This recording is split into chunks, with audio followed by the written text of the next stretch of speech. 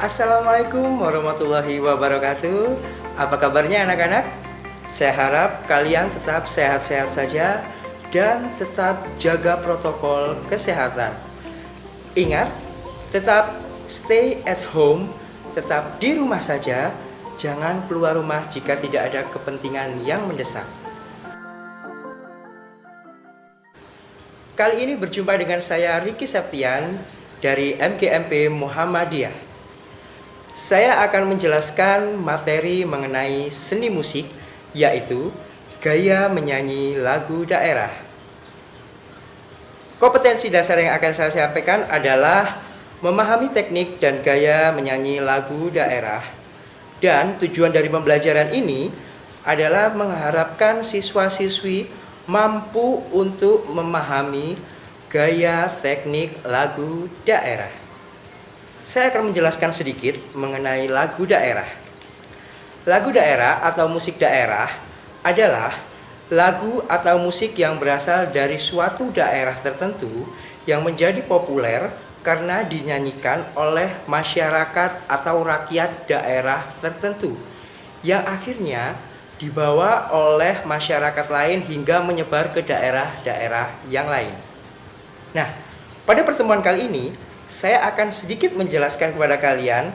Ada 3 yang akan saya jelaskan, yaitu yang pertama mengenai fungsi lagu daerah, yang kedua yaitu mengenai gaya lagu daerah, dan yang ketiga mengenai ciri-ciri lagu daerah. Nah, mungkin selama ini yang kalian ketahui hanya sekedar menyanyikan lagu daerah. Wah, saya tahu lagu Jublek-Jublek Suweng, saya tahu lagu Ampar-Ampar Pisang. Tapi mungkin selama ini kita tidak pernah tahu apa saja sih fungsinya, apa sih fungsi lagu daerah itu diciptakan, lalu bagaimana sih gaya dari lagu daerah, gaya dari masing-masing daerah. Lalu setelah itu ciri-ciri lagu daerah itu seperti apa sih, kenapa itu bisa disebut sebagai lagu daerah. Nah, kali ini saya akan menjelaskan satu persatu kepada kalian semua. Kedudukan dan fungsi lagu daerah dalam masyarakat setempat. Yang pertama, sarana upacara adat. Jadi, lagu daerah itu juga digunakan sebagai sarana upacara adat daerah tertentu. Lalu yang kedua, musik pengiring tari. Lagu daerah juga bisa digunakan sebagai pengiring tarian-tarian daerah yang ada di daerahnya. Semisal seperti lagu Ampar-Ampar Pisang itu bisa digunakan sebagai musik pengiring tari. Lalu selanjutnya sebagai media bermain. Nah, di sini siapa yang pernah menggunakan lagu daerah sebagai media bermain? Salah satu contohnya yaitu lagu Jublek-Jublek Suweng. Saya yakin kalian pasti di sini mengetahui lagu tersebut dan bahkan mungkin saat kecil dulu pernah bermain Jublek-Jublek Suweng dengan keluarga. Lalu yang keempat, ciri yang keempat adalah sebagai media pendidikan dan penerangan atau media promosi. Lagu daerah bisa digunakan sebagai media promosi daerah-daerah tertentu. Seperti tadi yang saya jelaskan, lagu Yamko Rampe Yamko menggambarkan di daerah Papua. Tidak mungkin lagu Yamko Rampe Yamko menggambarkan suatu daerah yang ada di Sumatera. Seperti itu ya.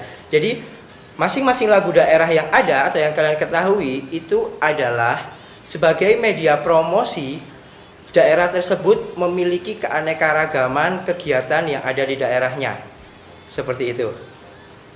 Lalu selanjutnya yang ingin saya jelaskan adalah mengenai gaya dalam musik daerah. Nah, ada apa saja sih gaya dalam musik lagu daerah kali ini? Saya jelaskan terlebih dahulu. Gaya musikal adalah ciri khas atau karakteristik musikal dari beberapa kondisi. Maka, setiap wilayah memiliki gaya yang berbeda-beda dalam lagu daerahnya masing-masing.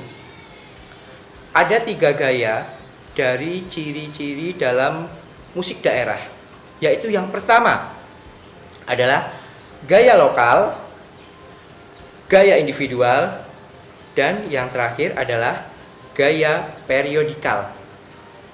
Nah, dalam lagu daerah memiliki 3 gaya ini yang menggambarkan atau menceritakan isi dari lagu daerah setempat. Saya jelaskan untuk yang pertama, yaitu gaya lokal. Gaya lokal yakni karakteristik cara menyanyikan lagu daerah yang berbeda dengan daerah yang lain. Kenapa seperti itu? Karena tentunya setiap daerah memiliki gaya yang berbeda-beda. Semisal di daerah istimewa Yogyakarta memiliki musik yang sangat lembut. Lalu di daerah Bali itu memiliki gaya musik yang sangat cepat. Tentunya gaya tersebut sangat kontras dengan daerahnya masing-masing. Itu sebabnya mengapa musik daerah dengan gaya lokal itu sangat berbeda dengan daerah satu ke daerah yang lainnya.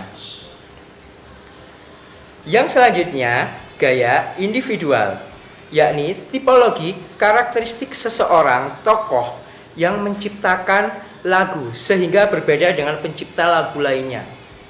Maksudnya bagaimana?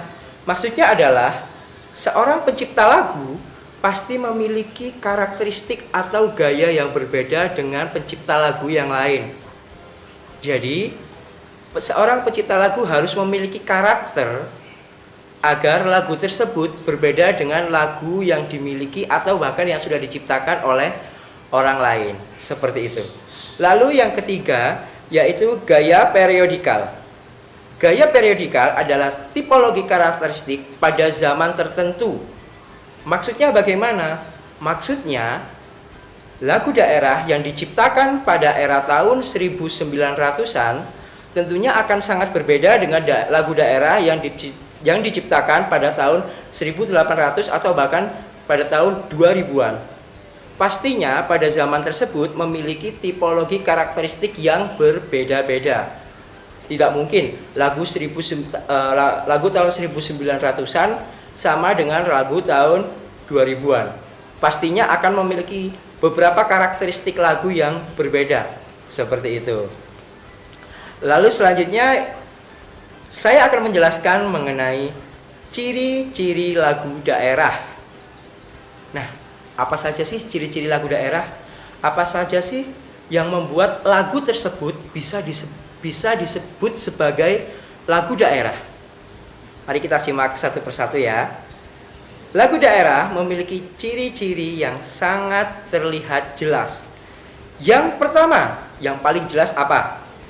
Yaitu teks lagu daerah pastinya menggunakan bahasa atau dialek daerah setempat. Semisal lagu daerah Bali pasti menggunakan logat dialek, lalu menggunakan bahasa daerah Bali. Gak mungkin menggunakan bahasa Aceh. Jadi itu salah satu ciri-ciri paling terlihat apakah lagu tersebut bisa dinyatakan sebagai lagu daerah atau tidak. Lalu yang kedua, lagu tersebut diwariskan secara turun-temurun dengan tradisi lisan.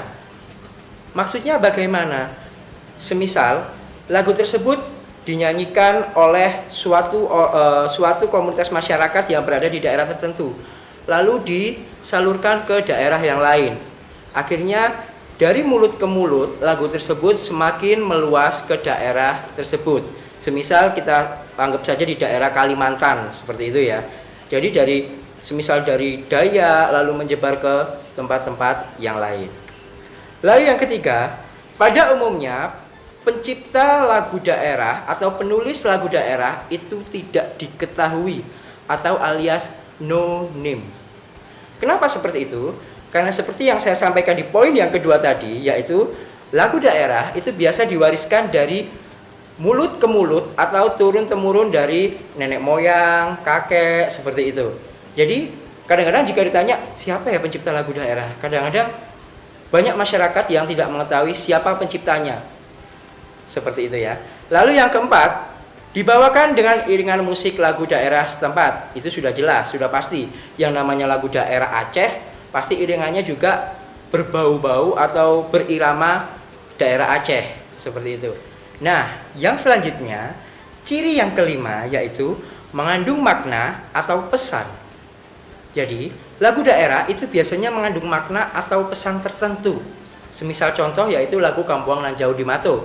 Mungkin dari beberapa kalian ada yang mengetahui lagu tersebut atau bahkan ada yang belum mengetahui sama sekali. Lagu tersebut menceritakan tentang seseorang yang sangat rindu dengan kampung halamannya. Jadi lagu daerah itu, di lagu itu dia menceritakan bahwa saya sangat merindukan daerah saya, seperti itu. Nah, lalu ciri yang terakhir, lagu daerah itu biasanya irama dan melodinya bersifat sederhana. Nah, itu tadi adalah beberapa aspek yang sudah saya sampaikan kepada kalian mengenai lagu daerah.